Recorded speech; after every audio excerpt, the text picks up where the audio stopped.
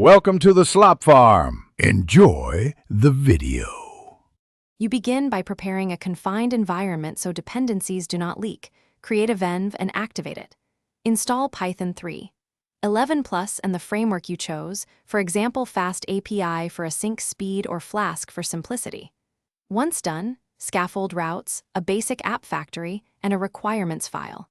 Make sure to initialize Git now and commit your working scaffold. This saves time and gives you a rollback point. You will iterate from this reproducible baseline. You now implement the core. Define your endpoints and data contracts, because clear contracts prevent rework. Connect an ORM like SQL Alchemy and create migrations with Alembic so schema changes are versioned. Once data is reliable, add caching with Redis and background processing via Celery or RQ to keep requests fast.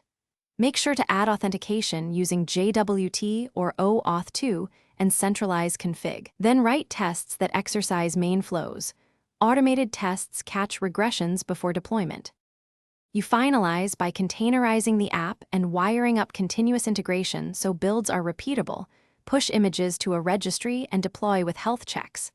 Once live, add structured logging, metrics, and alerts so you know when performance slips. Run load tests and configure graceful shutdowns to avoid losing requests.